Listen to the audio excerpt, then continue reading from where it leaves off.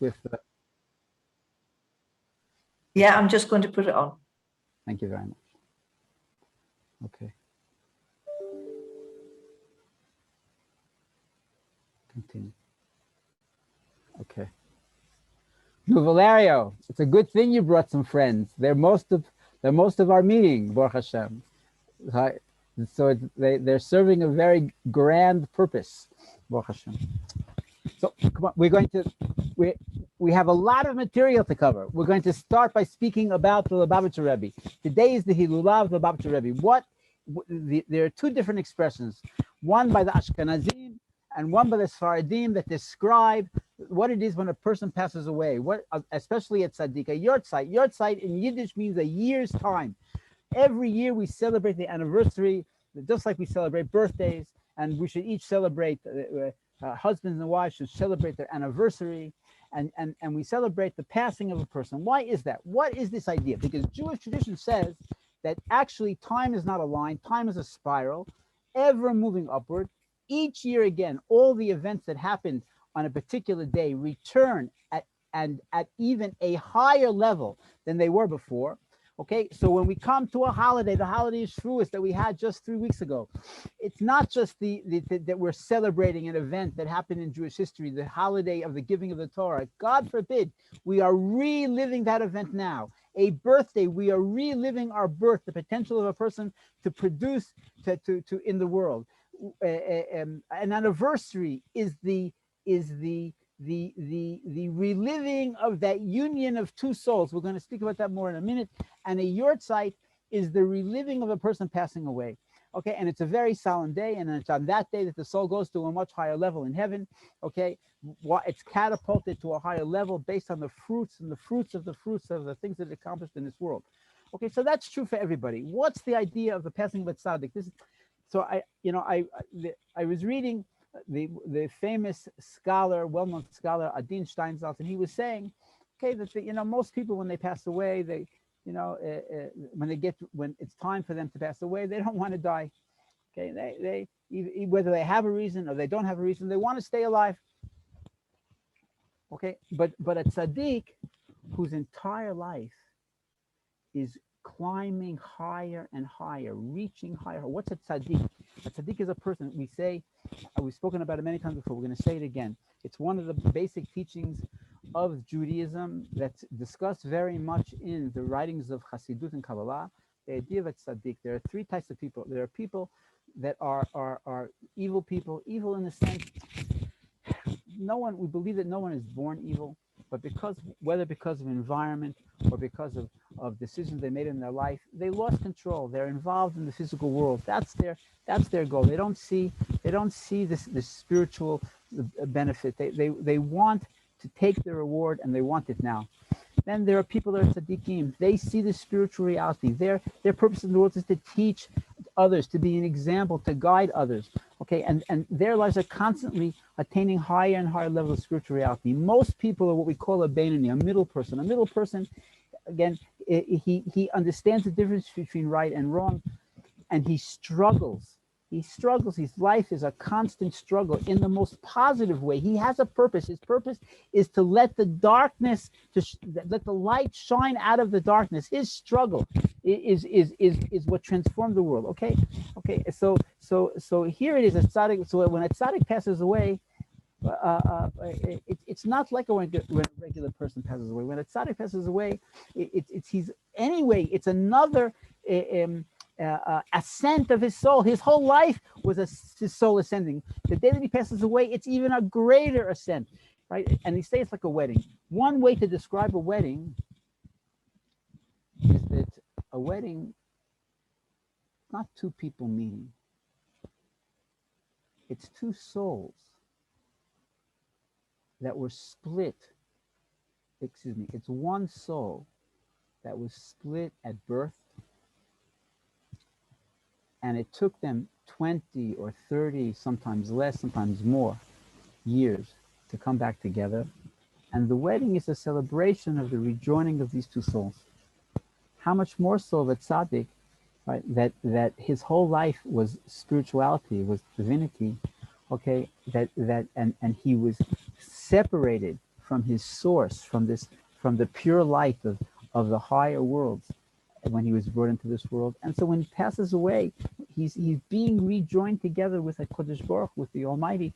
It's like a wedding. It's like two souls again that are being reunited.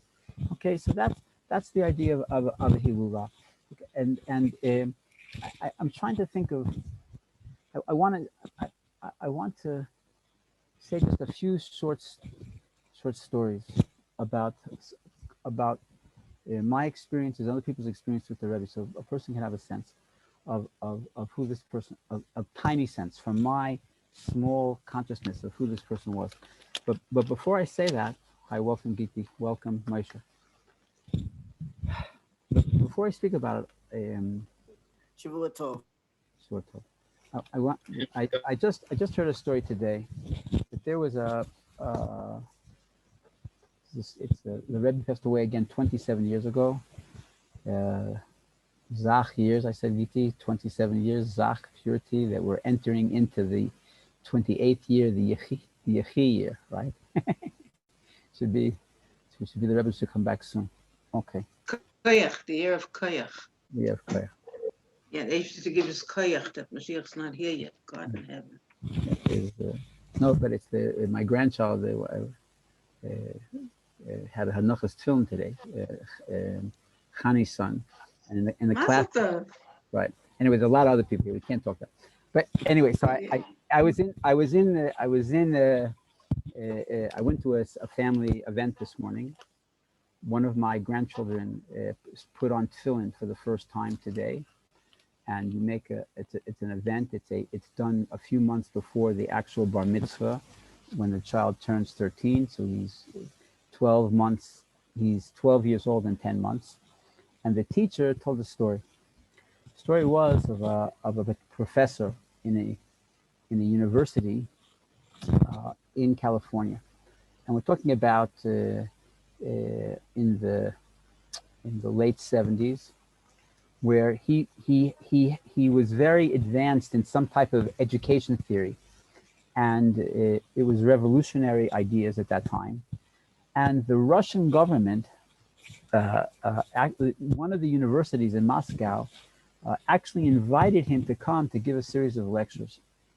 And he was a Jewish person, and he is incensed that there were so many Russians, Jewish people, that were not allowed to emigrate from Russia, that they were being held there against their will. And he said, "B'shum ofen not, I'm not going to do it." But a few days after the invitation came, somebody from the State Department actually approached him and said that it's very important that you go. We're not asking you to be a spy, okay? But relations with Russia are at a very, very low ebb. You're going there would be a good sign. There's certain people we would like you to meet, certain things we need you to see. You come back and report to us. You could do a tremendous amount of good for the United States if you would go. Okay, and he didn't really know what to do, and he asked the Rebbe, and the Rebbe said he should go. Okay, and so he flew there, and he did his lectures, and they actually asked him where he wanted to go, and as you know, in those years, you always traveled with, had it was supposed to be a person to guard you, but really it was to guard you from meeting seeing anything that you didn't want to see. But they actually took him all over the country, and he was able to see. So he was in Georgia at one point, and he was approached by somebody from the underground, and he was told about a minion, and he went them, and he got up early in the morning, he snuck out of the hotel, and he went to the minion. A minion is a group of men, 10 men that joined together for prayer. And it was after dawn, it was early in the morning, but it was still quite dark outside. And he finished the prayer, and he's carrying his tefillin, and he walks out, and it's a rainy day, a rainy morning, and it's cloudy, and all of a sudden, he's stopped by a policeman. And the policeman demanding from him, show me your papers. He sees that he's an American tourist, and he says, "Where have you been? Where are you coming from?" And he says, "I'm just walking around." And he says, "No, nobody walks around in the rain at 6 o'clock in the morning. Tell me where you were." he's going crazy, because if he tells him the truth that he was davening with a prayer quorum, then that was absolutely forbidden. He could put all of the people that he had just been with in terrible danger, and he didn't know what to do. And he's beginning to panic. You like sometimes you feel you don't know what to do, and the blood is rising to his head, and he can't even think. And then all of a sudden he remembered a story from the Talmud, that in the time of the Romans, that there was a Jewish person that he was praying, and it was forbidden to pray, and the Roman soldiers chased him, right? And while they're chasing him, he pulls off the tefillin from his head and from his arm, these two boxes that the Jewish people wear when they're praying, and he's holding them in his hands, right? And the Roman soldiers grab him, and they say, "What do you have in your hands?" And he said dove's wings. Yeah. And then when he opened his hands, there were dove's wings. Okay, and this was a miracle that the Talmud says that God wanted to protect this person, that he was doing a commandment, and why should he lose his life?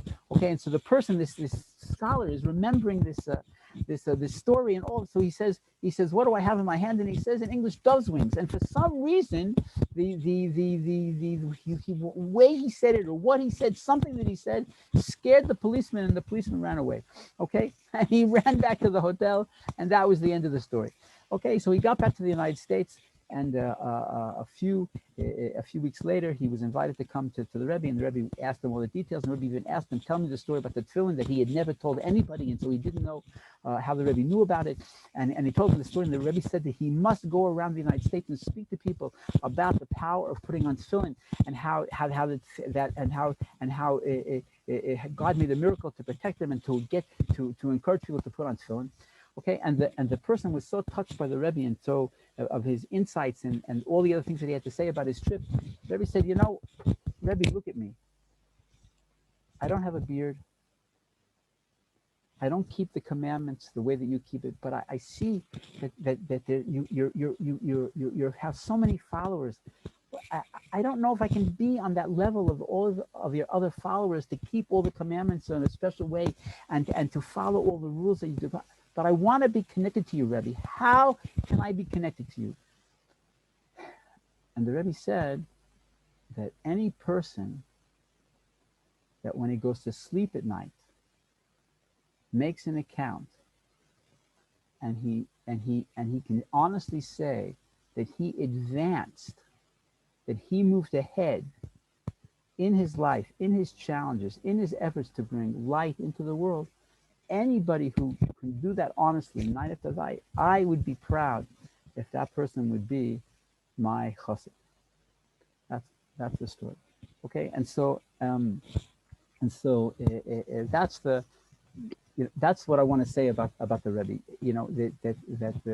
There's two things. Even if a person until now never heard of the Lubavitcher Rebbe, all you have to do is do a Google. You Google for Lubavitcher Rebbe, Torah Lubavitcher Rebbe, or Chabad, Chabad, and it's unbelievable, the plethora of information that a person can study, and the different programs and the daily study that everybody, and it's appropriate for everyone. Today is the 40th anniversary, 40 years where tens of thousands of people have been studying Maimonides, either 3 chapters a day or 1 chapter a day. There's the daily study of Chumash, the daily study of Tanya, the daily reading of Tillim. There's the book called Hayom Yom. There's the daily studying of the Rebbe's talks. There's so many ways that a person can actually study the Torah of this great tzaddik, this great person. And when you study his Torah, you become connected to him. And like we said, then if a person is growing spiritually, that person can see himself as being a follower of the Rebbe, and then all of the protection and the spiritual power that I feel, that so many people feel from the Rebbe, that person can have it. Okay, and so that's what now I'm going to tell 4 short stories, and then we're going to move on to to our studies. Okay.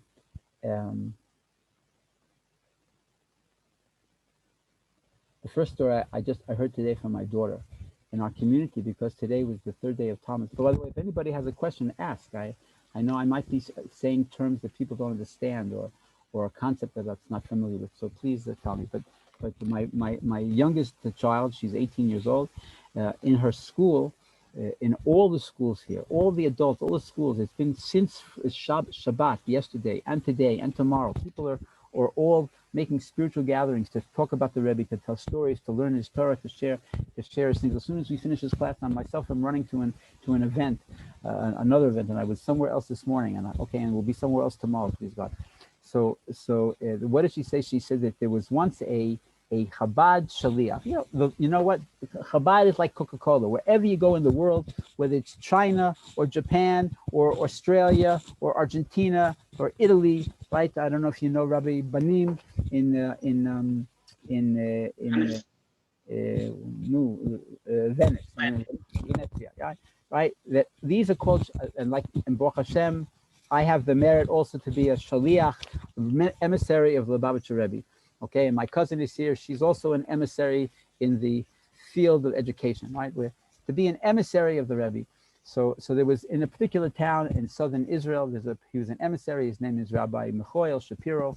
Okay, and one of his students, not just a student, it was a supporter of his, a person that was really bought into the community, a person that saw the work that Rabbi Shapiro was doing in his town is very, very important. He came to his house once and he saw that that Rabbi Shapiro had pictures of the Rebbe all over, and it seemed to him peculiar. Pictures of a Rebbe. Why are you idealizing a human person, right? I respect you. I respect the ideas that you stand for. Why do you need all these pictures of this person, albeit a great person? And so Rabbi Shapiro asked this person, I says, you're not just we study together. You're also a well-to-do person. You have a very nice home. Tell me, how many mirrors do you have in your house? And I said, mirrors? Well, I don't know. And he said, well, there's 5 bedrooms that each one has a mirror. There's 5 toilets, each one has a mirror. Oh, there's another toilet. He said six toilets, that's 11. And then there's down in the living room, there's a few other mirrors here and there. Like 14, 15 mirrors. Okay. So Rabbi Shapiro said, no, you have 15 mirrors in your house because you want to see how you look. I have pictures of the Rebbe in my house because I want to see how I should look. Okay, the Rebbe was the spiritual leader of the generation, and looking at him inspires us as we're going to go to, like we said in the story, to each day to achieve another level of our ability. Okay, so now I want to say, so you can I can tell you stories about other people forever. I'm going to tell you 2 stories that happened to my wife and I. Okay, one story was, I'm saying it for a reason. Actually, Ascent owns. I run a school, right? Thank God, Valerio and his family when Sylvia came to visit us, lived in Sfas with us, right? And we own. We run a school and we have some buildings. We were with great effort we were able to acquire. Okay, so we bought a we wanted to buy a building, okay, and with God's help, and I didn't have any idea. I tell you, the building was then $210,000, which 25 years ago was an enormous amount of money, right? And I signed the contract on a Thursday night, and I flew that night to New York, and we spent Shabbos in Brooklyn, in the community of the Lubavitcher Rebbe, and on Sunday morning I went for Dollars. Dollars was a weekly event the last 10 years that the Rebbe was with us, where thousands of people would gather outside of 770 Eastern Parkway. It was a place where the main synagogue of the Lubavitcher Rebbe was, and the Rebbe would give each person $1, right? The purpose of that dollar was that the person should give that dollar or a replacement dollar and even other monies for charity. The Rebbe wanted people to fulfill the mitzvah of charity. I want to tell you something that even about this idea of charity, it says in the Zohar, it's one of the first textbooks of Kabbalah, that when a poor person comes to ask you for money, you shouldn't think it's for the sake of the poor person. When God wants to open up the heavenly gates and to bring blessings on a person, they send a poor person to ask for money, because that commandment that the person does, that kindness, that chesed that a person did, that opens up the conduits of heaven for other positive things to happen for much greater positive things to happen to the person. Okay, and the Rebbe did that for thousands of people a week, each person $1 to arouse them to give charity. Okay, so I went there. It was possible to ask the Rebbe for a blessing, or to ask a question. I'm just turning off my phone. 1 second. To ask a person for a blessing on dollars. Okay, and I went to the Rebbe and I said that that we're buying a building, right? And I wanted the Rebbe's blessing. And the Rebbe looked at me and he took out, instead of $1, he gave me my dollar, and then he gave me $2 more, and he said, put these $2 into a charity box in the building. And by the way, the Rebbe had a whole thing about charity boxes, where the charity box had to be, I've spoken about it before, for the people who've heard me say before, I apologize, but it had to be actually attached to the wall. Why? Because the Rebbe wanted the charity boxes it shouldn't be a house with a charity box. It should be a charity box with a house around it, that the whole house should draw on the energy of the charity box. So Rebbe said, if you take these $2 and you put it in a charity box in the building, okay, then you're going to not have any trouble with raising the money, and it's a recorded thing, okay? And so that was it.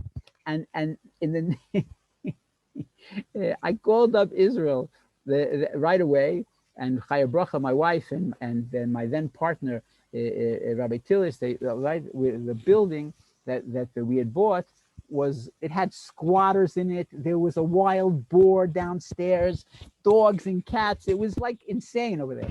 Okay, but they went into the building and they banged the nail into the wall, and they attached the pushka to it, and they put in the $2, right? And I'm telling you, a miracle happened. That 3/4 of the funds for the building came from donors that I had never met before, and that was raised. It just, hearsay, but I'm telling you, it was a miracle that raised the money for the building in a month. Okay, so then that's the first story. The second story that happened to me, again, was my daughter, my son, my oldest boy, Mendy, my oldest son, Yaakov, was 7 years old, right? And here in Israel, they don't have any stoppers, right? Here's doors, right? You have a metal door, right? And in every place in the world, you have this thing on the top that slows the door down from slamming shut.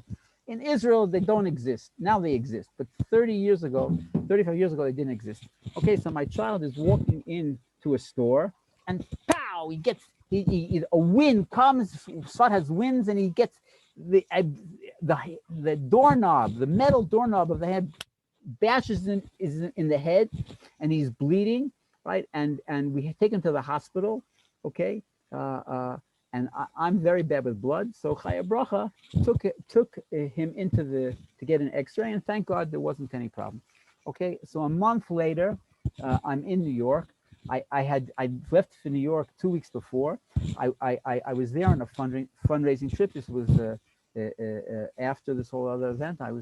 And had been a very unsuccessful trip. And I asked Chaya Bracha permission. I never stay away for holidays. I'm always, because before Corona, I used to travel a lot, and I would always come home for holidays. But the trip had been a disaster. I hadn't raised even a fraction of the funds that were needed for a cent, and I asked Chaya Bracha permission that I should stay for Shavuos. Now, at the end of Shavuos was another event, kind of like dollars, but different. It was called Kol Shel Bracha. The Rebbe would make Havdalah. Havdalah was the ceremony that we make at the end of Shabbat and holidays. You drink a cup of wine, you light a candle, you smell sweet spices, and it's the closing of the holiday. Okay, and then from that cup that we say a blessing over, that cup that we use for a mitzvah to close the Shabbat experience or the holiday experience. It's a cup that we make a blessing over. So it's a cup of blessing, right? The Rebbe then adds each time a little bit of wine to a greater amount of wine. Each of the wine becomes like that original cup of wine, and he gives it out to thousands of people. The whole synagogue is filled with thousands of people standing on the top of tables funneling into the Rebbe and getting a little bit of the wine, and the Rebbe would bless each person. At that particular time, the Rebbe said to each person a good bench. So just before the holiday came in, Chaya Bracha calls me up, hysterical. She says, "What time is it? Oh God, we're going to finish in a minute." She's hysterical. Why? Because she just found out that she's expecting. She was expecting our daughter Tali, okay, and she said that it turned out that she was already at the very, very beginning of the pregnancy when she went to take our son into the Rengen, X-ray. X-ray room. Right, and for it's a very well-known thing that X-rays are the worst, God forbid, inappropriate for a woman who's expecting, especially in the beginning of a pregnancy, because for obvious reasons. And so Chaya Bracha is out in insane, upset, nervous, and she demanded that I would ask the Rebbe for a blessing at what's called Kos Shel Bracha, the cup of blessing. I would ask the Rebbe for a blessing that we should have a healthy child. Okay, and I was of course looking forward to Kos Shel Bracha to ask for a blessing for ascent and for the success of my trip, and we should have the funds that we need, and our activities should be well. Okay, but what's the question? I of course I'm going to have to ask for a child. So here I'm standing there in a shul. The shul is as big as a football field, and there's thousands and thousands of people there. I'm telling the story for a reason, because I do it and I finally I could make the story an hour longer, but there's not enough time. I finally, it's my turn. I'm waiting in line for hours. You know what? Even if you were a special person at that time, it wasn't even a little bit of a special person. But if a special person, everybody had to wait online for Kos Shel Bracha. There's no skipping ahead. So I'm waiting there for hours, and the whole time in my head, I'm thinking over and over and over again. I'm thinking that I want to ask the Rebbe for a bracha for Chaya Bracha Beila Bas Golda. That's Chaya Bracha's name. Chaya Bracha. She's Chaya Bracha Beila, the daughter of Golda, that she should have Zera Chaya V'Kayama, that she should have a seed, meaning our new child, the seed. It's called a seed. It should be Chaya V'Kayama, living and established. But at the same time, in my head, I'm thinking, wow, I really want to ask everybody for the blessing for ascent. I finally get up there. I'm telling you, Vincent, Reba, Moshe, Giti, Valeria, Dara, Lizette, Reba there twice, Chana, and Shana and Daniel. I'm finally, it's my turn, right? And I'm practicing over and over again, because you don't have time to say more than one line, and already these boys are grabbing your pants leg. As soon as you pass by the Rebbe, they start pulling you across, so you don't take too much time, because there's thousands of more people that are waiting. And I get to the Rebbe, and the Rebbe looks at me with his cup poised, right? And he doesn't pour any wine into my cup. There's two lines going by him, and he turns to the other line, and 50 people go by, and then the Rebbe looks at me again. His cup is poised. His cup is poised, right? And he looks me in the eye, and he says, "B'sha'a tova," at the right time. This is the blessing that you give. He's saying to everybody else. I heard him say it 150 times when I'm standing there. That the Rebbe said to everybody else, "A good gebench year should be a good and blessed year." And to me, he looks me in the eye and he says, "B'sha'a tova," at the right time, which is the blessing that you give when a woman's going to have a baby. You don't say Mazel Tov yet, because it didn't happen yet. You say it should be at the right time. And I'm looking at the Rebbe. He looks at me, and I'm going crazy. The Rebbe gave me the blessing that I wanted, right? And then I'm waiting for him to put the wine in my cup, and he doesn't do it. He turns back to the wine, and another 50 people. The Rebbe pours wine in their cups, and then the Rebbe looks at me. He's poising, has his cup poised over my cup. He looks at me and he says, "B'hatzlacha Rabba," great success, which is which is the blessing that you give when you want, when you're doing business, or I'm trying to find donors for the school. I can't believe it, And so what comes into my mind then? I got both blessings. I didn't open my mouth, but I was afraid that my wife wouldn't believe me. She won't believe me. So I had to. So I said, then what am I? I can't go home if I had to.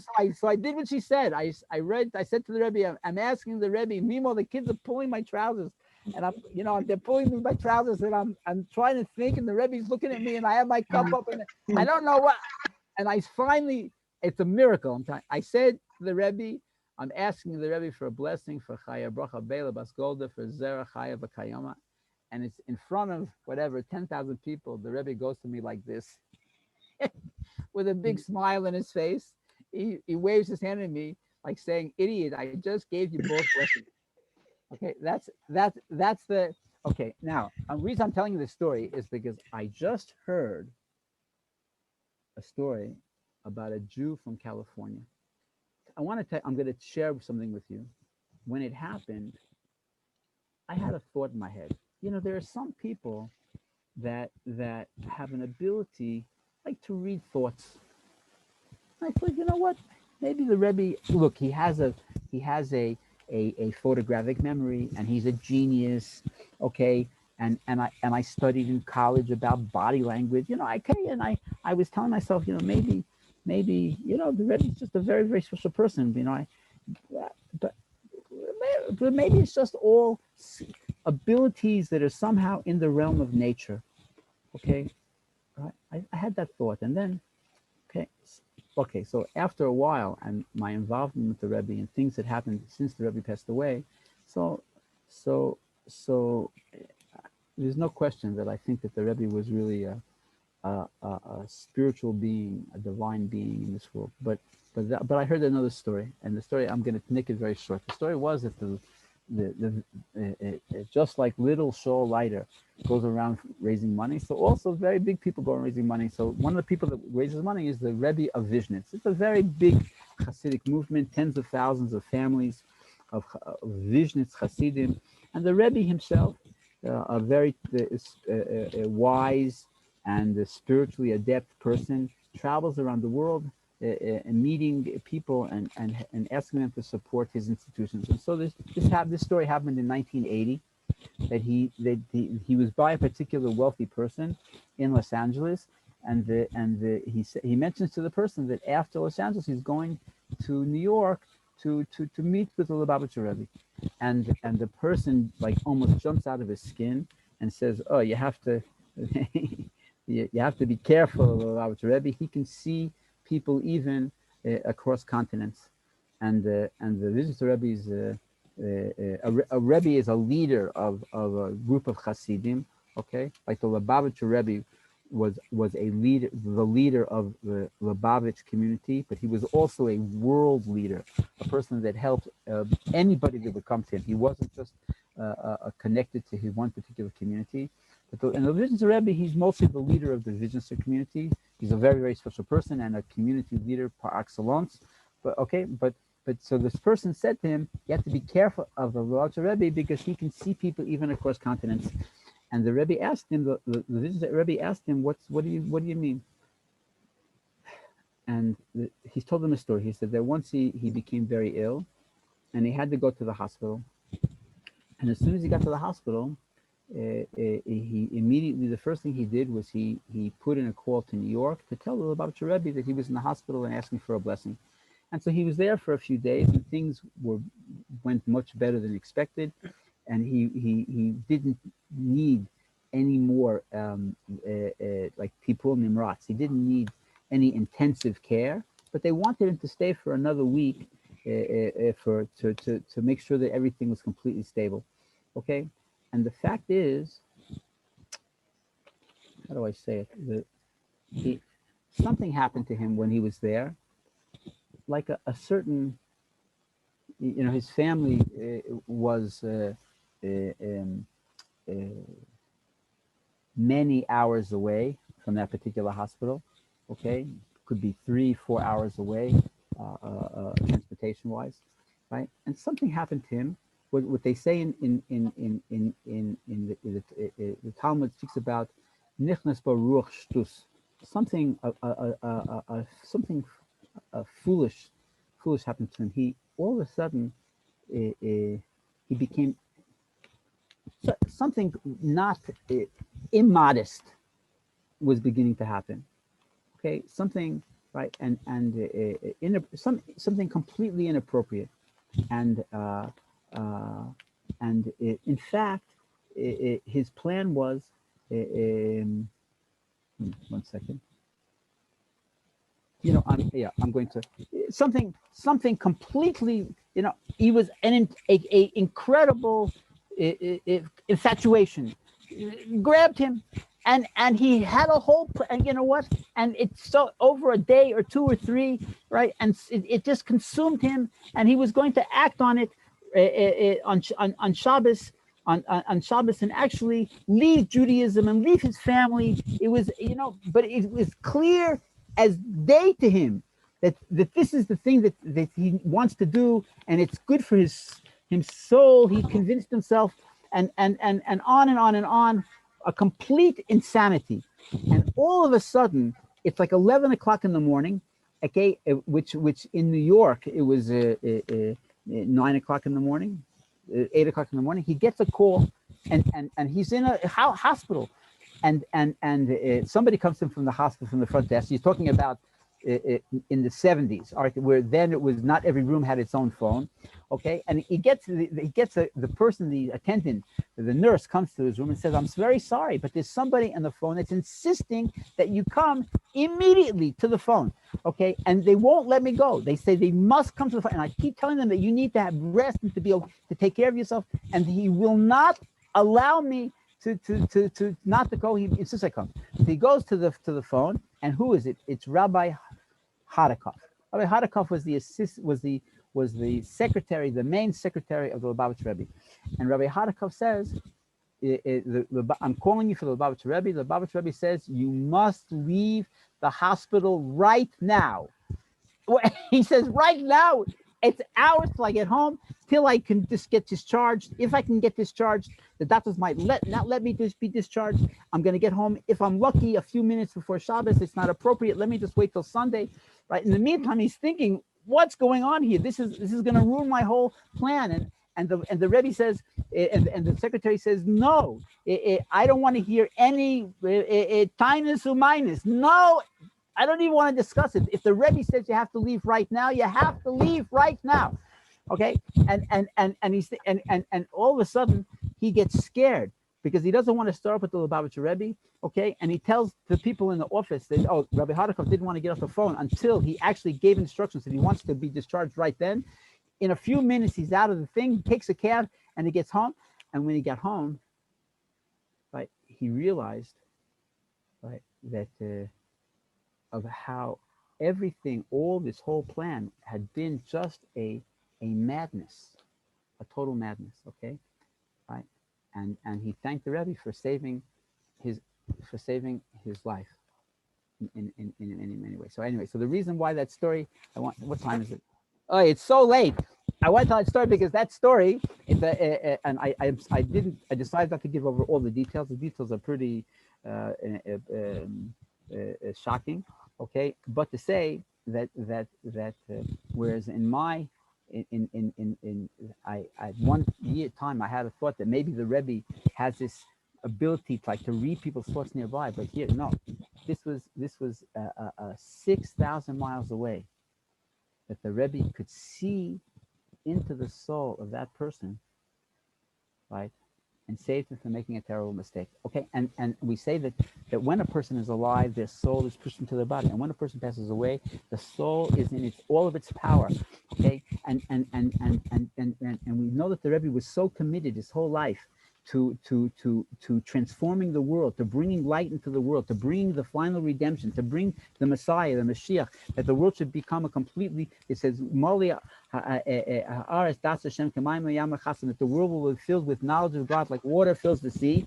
And even though it says by Levi Yitzchak, the people who know what I'm talking about, they have to listen to me. Like it says by Levi Yitzchak that when he got to heaven, he said before we passed away, I'm not going to go into heaven until God promises to bring the redemption. So he's standing there outside of heaven, outside the pearly gates, and he doesn't want to go in. And all of a sudden, the angels inside heaven start singing like they do 3 times a day during the time the Jewish people pray in this world. The angels in heaven pray, and all of a sudden he couldn't stand it, and he jumped in, he went into heaven because he couldn't take it. But that's not true about the Lubavitcher Rebbe. The Lubavitcher Rebbe spent his entire life working to transform the world, to bring light into the world, and he's up in heaven right now politicking for the redemption to come, and helping each and every individual that they should fulfill their mission in the world, to transform the world, to bring light into the darkness.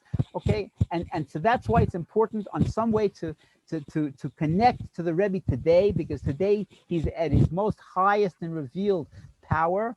Okay, and like I said, it's so easy to study the Rebbe's teachings. You just have to do Lubavitcher Rebbe, or you'll come up with thousands of places.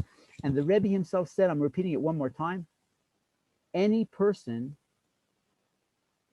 who every night before they go to sleep, and I do this myself, and I'm asking everybody else to do it, if they ask themselves, right, have I grown a little bit? Have I transformed the world a little bit? Have I a little bit brought brought light into the darkness? Right? The Rebbe says, I'm proud that person should be my chassid. Okay, that's it. Thank you very much. We're going to now. I apologize. It took way too long, but we're going to move on to the Keter Shem Tov. Any questions? Welcome, Karen. Welcome, Renata. Any Hannah? Any questions? No. No. No, Valerio. You came to study Ba'al Shem Tov, and instead I spoke about the Rebbe for 40 minutes. Amen, but I like when Mazel tov, mazel tov. Mazel tov. It's just a drinking today. I have a little story too. Last Sunday I was in the ghetto in Rome, and there was a wonderful Jewish wedding in the middle of the road with all the people of the ghetto and the tourists too. There was screaming Mazel Tov, and clapping and so on. And there was the sun. It was wonderful in the ghetto last Sunday. You see,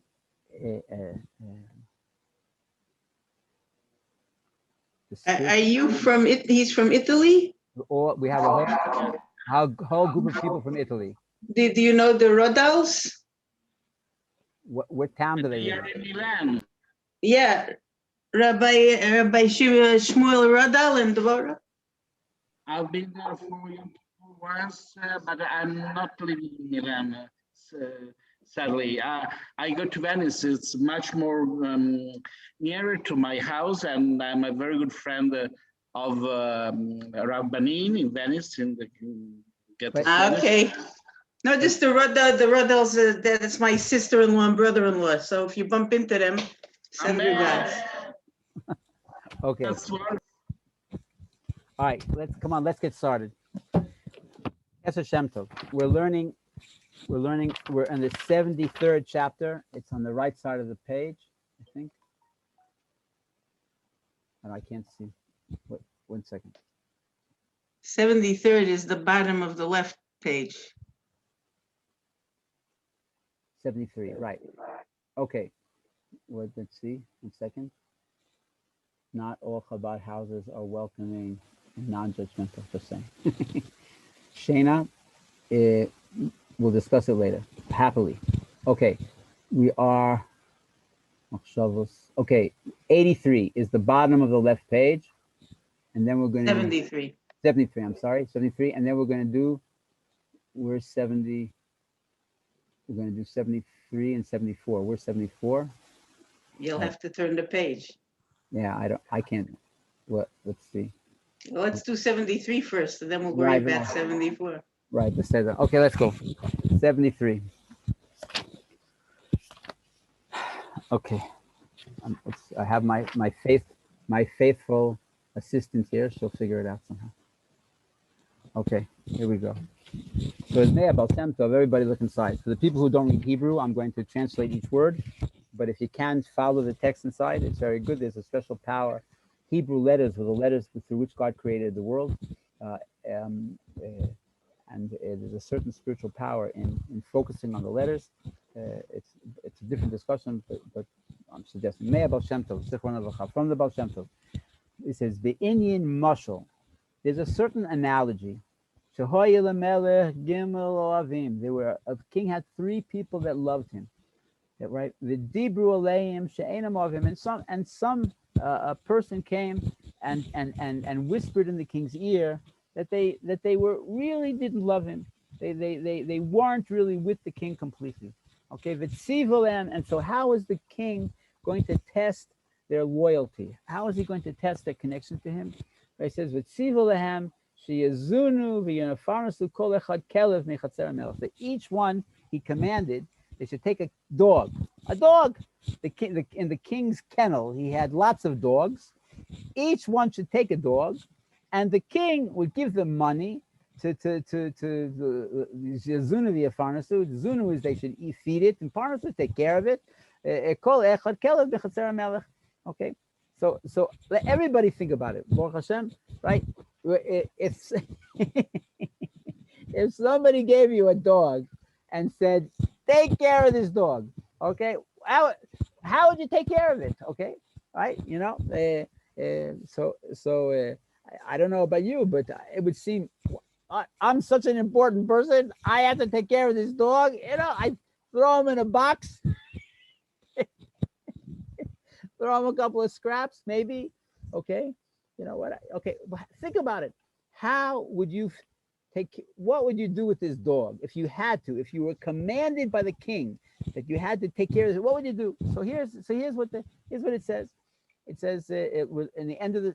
Well, I can't see the text there, but let's look inside. So it says Echad, the letter Aleph is Echad. The first one person, Hoya Chacham, he was a wise person. But what did he do? He took the money that the king gave to support, to feed the dog, to take care of the dog, and he used that money to make a beautiful crown for the king. Okay? Doesn't mean that he didn't take care of the dog. Yeah, he took care of the dog. Okay, but the point was, here was a person, he understood the inner intention of the king, and the king was testing him, right? And so he took the money, right? He took care of the dog. That's not a problem, okay? But he used it and he made a gift, a beautiful atara, a beautiful crown for the king. Okay, that's what he says. He says, one was a wise person, but also a Torah l'melech, and he made a crown for the king, from the expense money, that he was supposed to use it for the dog. Instead, he used the money to make a beautiful piece of jewelry, a beautiful crown for the king. What about the second guy? Who he gave it scraps. You know why? He didn't want to. He's thinking, what does the king want? He didn't want to waste the king's money on feeding the dog. Okay, he used the minimum, and then to take care of the dog. Okay, and what about the third guy? A gimel. He made sure that the dog had more and plus more. Okay, till the dog got fat. It was like see a dog was waddling around. It was just this was like a dachshund, with its stomach dragging on the floor. It just got fat. No, he give it more than it needed. Okay. Now, and then how does the Ba'al Shem Tov end? That the king had the dog actually attack the person, right? What's not the case of the person that made the Torah. What is this talking about? Here we are. We have an international group, South America, Southern Europe, California, Eretz Yisrael. Moshe, where are you from? Moshe, where are you from? Las Vegas. Las Vegas. Oh, you see? We're every corner of the world. What is it talking about? Anybody guess? Okay, so it's a very beautiful thing. It's saying, right, that what happens, how does the Almighty test a person by how much he or she is connected to God? Okay, and one of the ways that God tests us is by seeing how we deal with the physical world. And the fact is that the dog in the analogy is talking about the human body, our bodies, right, and our physical desires. Okay, right, and God gave it to us, and He said, I'm going to watch how you deal with your physical body, how you deal with the physical world, and that's how I'm going to know if you really love me or not. So what does the first person do? He says he takes the livelihood. He takes the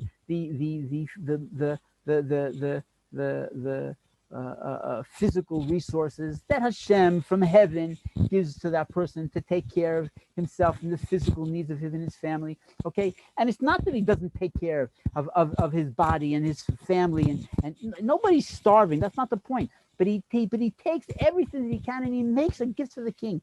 Everything in his life is a yichud, is a union of kutchabrichu v'shchinte, of the holy and blessed be He, and the shchina and the physical world. Everything about him, he doesn't even think about the.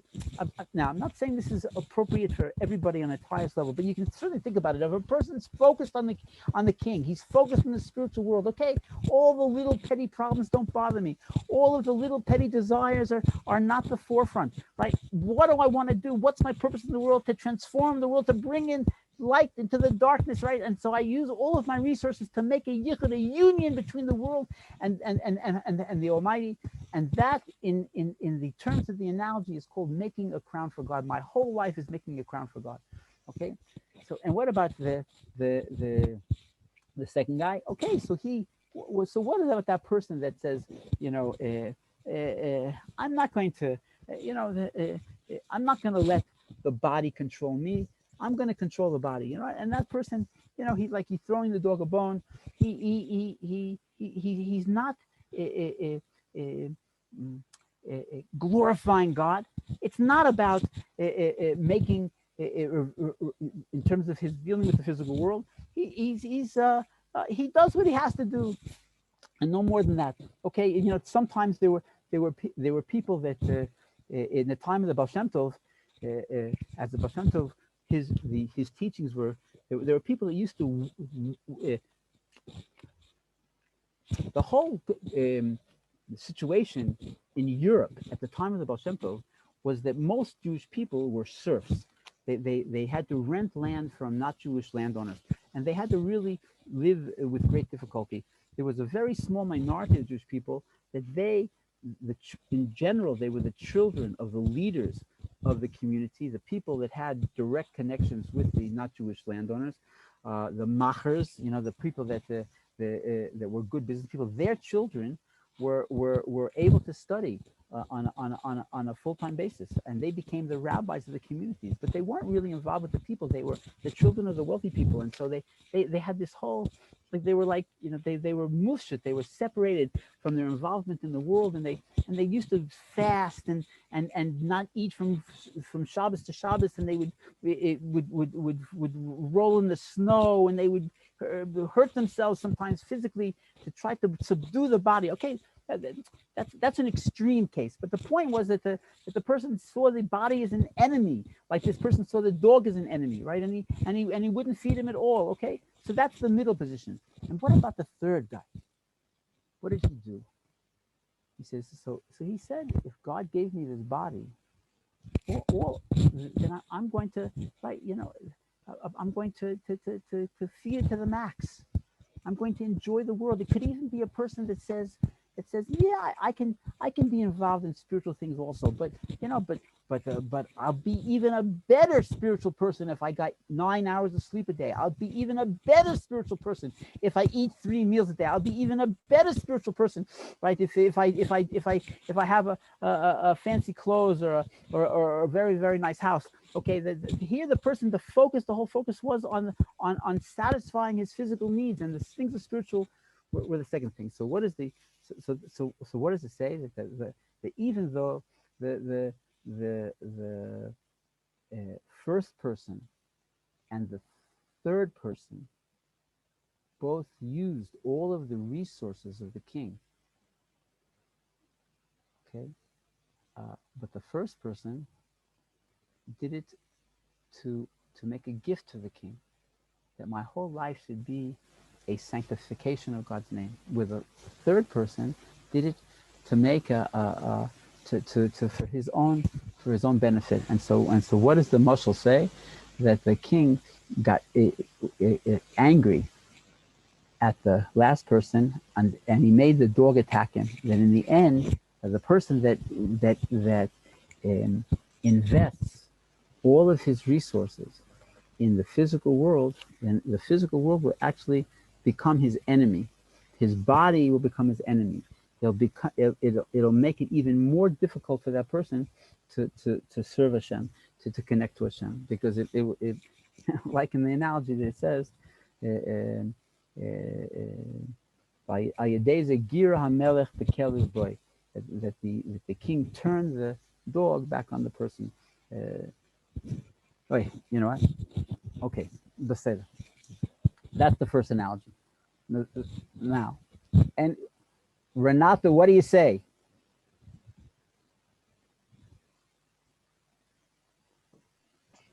Yeah, I think that's a good analysis, and yeah, no, Right. it's true, because Yeah. every time we don't try to combine the two worlds is going to be difficult, because we live in that physical world, so we have to elevate that world. So I think our mission, if we are here, if Hashem sent us to that world, to that reality, we need to elevate the sparkles of light that sees everywhere. And I think that's our mission. So we have to make the body, make the physical world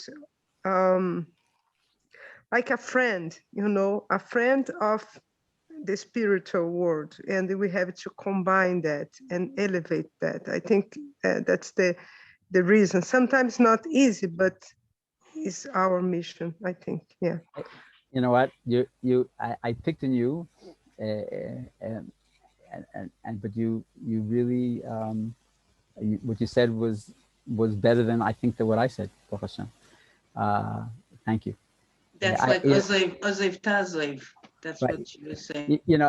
So I forgot that I had a whole page of notes about this. What time is it, first of all? Oh yeah. Okay. One of the things that the question is this dichotomy, right, between making our life into an effort to like that's our mission, is to connect physical and spiritual in a possible way. That test that God says is, how do we use, it's not about the person that prays all day long or studies Torah all day long. It's about how the person takes the physical world and transforms it into something spiritual. Okay, and so so for instance, one of the things that the Rebbe said that I heard first, that there was a time, like he said, that the ancients used to take a cup of salt and mix it up with their oatmeal, right? They not only wanted to make it hard to eat, right? That they wouldn't give the body any pleasure, right? And the Rebbe said, right, that the greatest escafi in our generation is to eat healthy food, right? And it was not to eat food that's tasteless or impossible to eat, right? To would be connected to this second person in the analogy. But he said, the Rebbe said to eat healthy food, that the way we push away evil is by doing good. Okay, the more good that we do, the more that the evil becomes secondary and not important, and it doesn't control our life. Okay, whereas the second person is in the analogy is dealing with the evil. He's fighting it. It becomes his enemy, right? And that's not the way. That's not the most effective way to win the battle. Okay, and certainly not the third way, where the person gets lost, where the physical becomes the primary. Okay, so I want to say that again, both the first person and the third person used the resources. Right, but one person took the resources and used it the way to sanctify something, and the other person took the resources in a way to glorify the physical world. And so the Ba'al Shem Tov was saying that the way to overcome the test is like Renata said, is to combine the physical world with the spiritual world to make it your vehicle, right, and not your enemy. Okay, you know, as I was preparing for the share, I came across the Talmud. I don't know if everybody knows what the Talmud is. There was a written Torah that God gave to Moses at Mount Sinai, and then there was a oral commentary that God explained all the different commandments. Okay, and it was oral until 2,000 years ago, and then it was written down in a book, and the book is called the Talmud. Okay, and that's a short explanation. So in the Talmud, in the tractate of the Talmud called Shabbos, in the 31st page on the first side, you can look it up if you want. It's Lamed Aleph, Amud Aleph. It says there that when a person gets to heaven, they're going to ask him 6 questions. Okay, and it's so interesting that each of the questions is exactly, again, each and every one of us are going to get to heaven, and they're going to ask us 6 questions, and the 6 questions really highlight what we've been speaking about. The first is a person did masal matan be'emunah, if he did business dealings honestly. It's like the hardest thing to do business dealings honestly, because business is the way that we make money, and many times a person doesn't even know that they're being taken advantage of, and it's such an incredible challenge to have standards that I'm going to always do business with honesty, right? And that's the first example of a person who, again, who sees a God in the world and knows that God knows what He's doing, and he's making a crown with the resources that God gave him to feed the dog. What's the second question? If a person set time for studying Torah, what does that mean again? Again, if the world is everything, then let me be 24/7 involved in the world. You know, let me be, you know, I want to wake up running, right? And make more money and more options and more out there, get out there. No. So the second thing the person said, yes, you have to work to make a living. It's a mitzvah from the Torah, 6 days you should work, and the 7th day is a day of rest for God. Okay, but in that time that you're working, did you put away time to study Torah, to study God's will and wisdom? Well, if you did that, then you're showing that what's paramount is the spiritual part of the world, not the physical world. Okay. The third thing is did you fulfill the mitzvah of being fruitful and multiplying? Did you bring children in the world? Okay. Did you care about having a family? Did you care about sharing your standards and your spiritual strengths with the next generation? Is it just about you? If it's just about you, then the people don't have children. You know, let me just enjoy the world. No, it's about sharing and creating a vessel of light in the world. And it's about having a family, when possible, please God. And all the people that are waiting to get married should get married right away, B'al Hashem. Okay. And it said, did you await for the redemption? Right? Did you think about the redemption? Were you living in the present? Is it always about now? How do I maximize my pleasure? Or are you thinking about the future? You're thinking about what I have to do to make the world a more spiritual place. It's the same idea again and again. Did you pursue divine wisdom, or did you pursue a worldly wisdom? Okay, the same idea again. Did you let's see, how many is that? 1, 2, 3, 4, 5, 6, and the last one is did you have fear of heaven? Having fear of heaven means did you do your best under every circumstance? Did you try to do your best? Was the standard just what other people could see, or was the standard that you know that there's a somebody watching, right, and somebody demanding more from you? That's the sixth question. Okay. All right, that's that. We're going to move on. Thank you very much. Anybody have any questions? This next one is very short, and it fits in exactly what we're talking about. So I want to do it because next week we have a much longer zach. It's a very long thing. 1 second. What happened to the text? It's gone now. Oh, she's okay.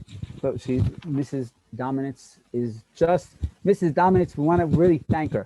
Everything, all the technical aspects of the Zoom, everything about it, it's not from me. I am hopeless. Everything, every week she does it. She's there before me. She stays on after me. She makes sure that the texts are correct. I want to say, Mrs. Dominance, thank you very much. Must be in the family genes, Shaul. I'm as good as you are at this. Okay, it's the last piece is very geschmack. All right, let's go. It's short and easy. Okay, here we go. It says Ayin Daled. Can you see it on the top of the page there? I hope. Yeah. Yeah. It says the Indian call Hanoitel Malchus Levad. Okay. Oh, you know what? What time is it? Well, we've spoken about it before. In Kabbalah, just like we have 10 fingers and 10 toes, 10 is the building blocks of the universe. We say that the divine attributes, as they're expressed in this world, are the 10 sfirot. The first 3 sfirot are wisdom, understanding, and knowledge. Then come the 6 emotional attributes because intellect feeds into our emotions. They are kindness and judgment, compassion, eternity, glory, and foundation. Those are the 6 emotional attributes. And the final attribute is called kingship. And kingship has to do with this physical world. Okay, why it's called kingship? Malchus is a different discussion. We're not going to do it now. But kingship is this world. So when you see the word kingship, it means this world. What you can see, right? What you can touch, what you can smell, what you can taste. This world is Malchus. So look what he says. The Indian call him Noitel Malchus Levad. So it says in the Zohar. The Zohar was the first textbook of Kabbalah. That a person who only sees the world for what he can see, for what he can grasp, what is that? It's called hakitzutz b'nitriyot. He's cutting the plantings. He's stripping the world of its spiritual reality, and that's what he says. He says kikola davarim hanikarim nikaraim malchus. Everything that we can see in the world is malchus, right? That there's a new government in Israel, and they're not so into spiritual things. That's malchus, and that's what's going on. It's what you read in the newspaper every day. That's malchus, okay? And now, is that all there is? I had today a person called me up, okay, and he said that he's in the middle. Second, how do I say this correctly? He's in the middle of fighting a court case, okay, and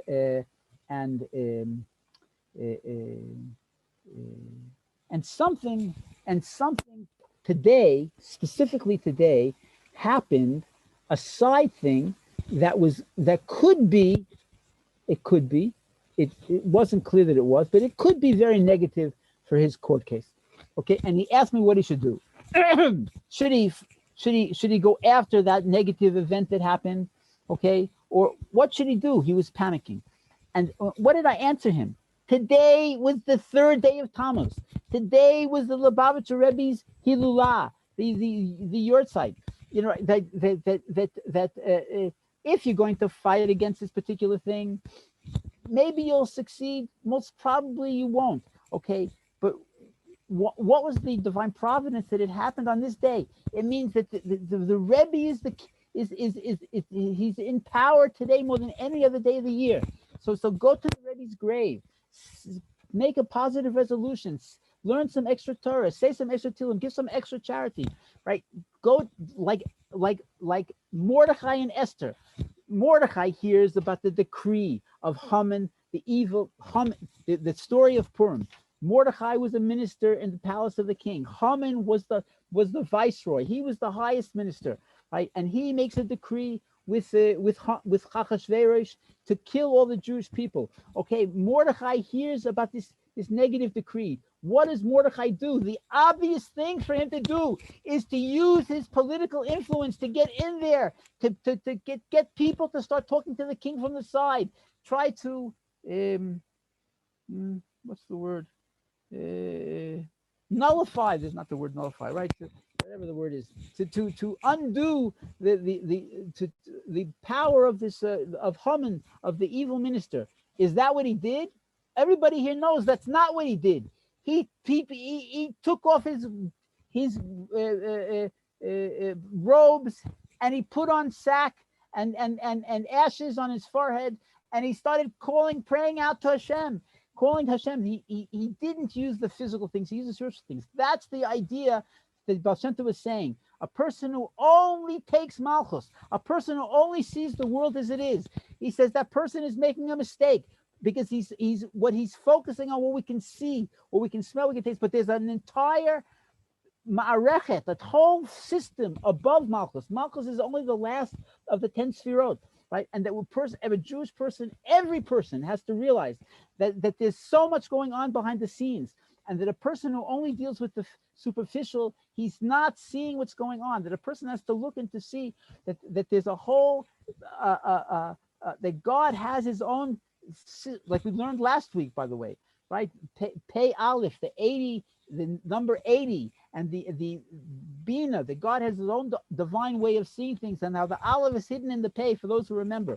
Okay, so that's what he says here. Kikola devarim nikarim malchus. Everything we can see is called malchus.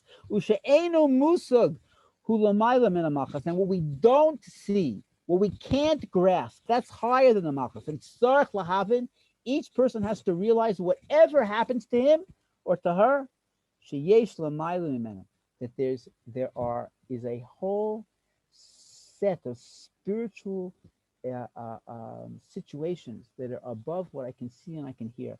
And a person who only deals with what's going on in the physical world alone, he's going to lose the game. But a person who understands that there are spiritual forces behind everything, and that he also takes into account the spiritual forces, right? That person will succeed. Okay, that's the second word. Don't everybody shout at once. No, Giti, what do you say? What do I say about this last piece, or in general, or about Gimel Tammuz, or about 27 years later, or about what? It's 11:14. We're dealing with the last piece. What's the last piece? But we have to I think, come on, we're going to summarize it. Everybody has to realize, right, that it's in this world, it's not what you see is what you get. There's an expression, not everything is what it seems. To a Yid, nothing is what it seems. And you have to realize that everything comes from Hashem. That's right. Everything comes from Hashem. And so therefore, sometimes it sounds so ridiculous. But I could be, when sometimes I'm sharing with everybody. Sometimes there's a thing, it doesn't go. Sometimes something just doesn't go. Like we learned it last week also. That was what we said last week. We said that how did it begin? Right? The B'inyan avodas Hashem Yisborach av she'enu olav lo lefi daito. Sometimes thing doesn't go. Okay, so last week we spoke about that. You have to think about that God has His own way of seeing the world, and when you realize that, your mom picked the dinim b'mekorim. Just hold on one second, as my wife is trying to get into the house. 1 second. Hello.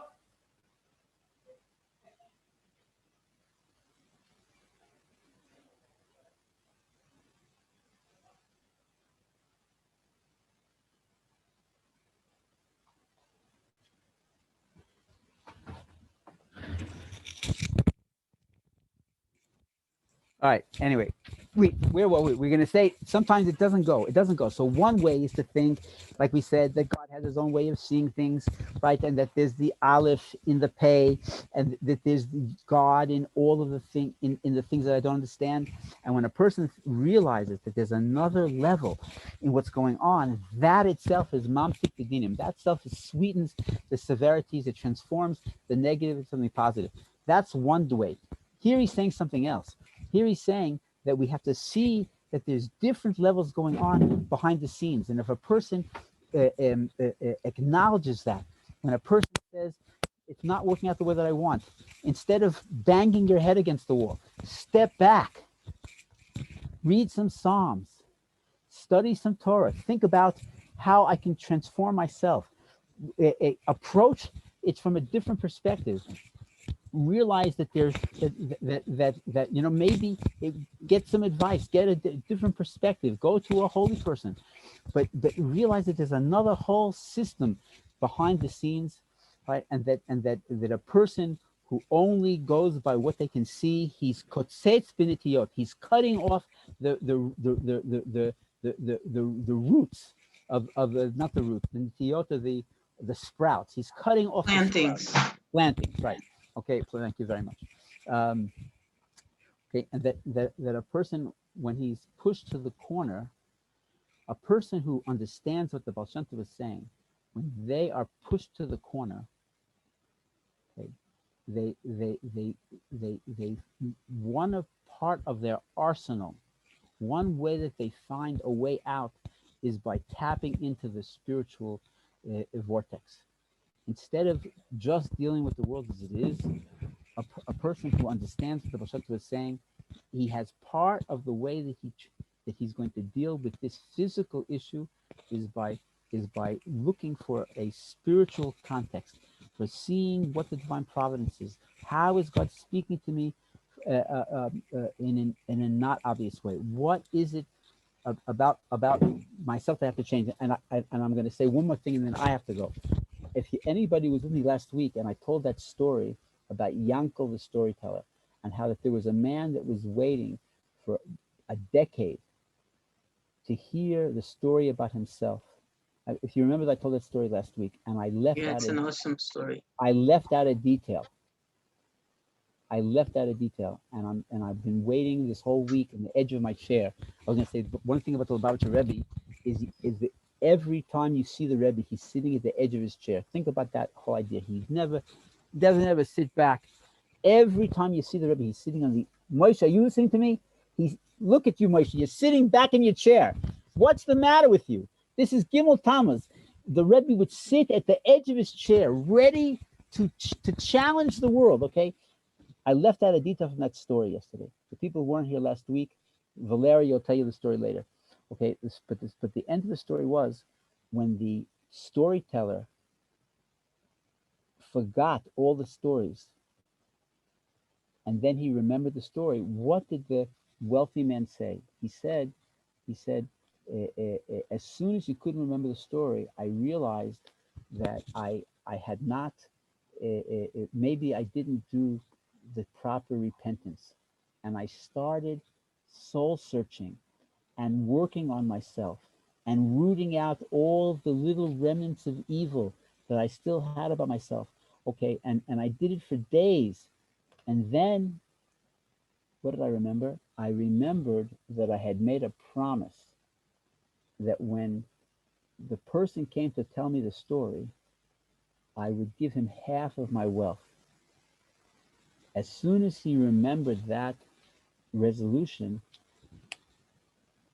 the person remembered the story.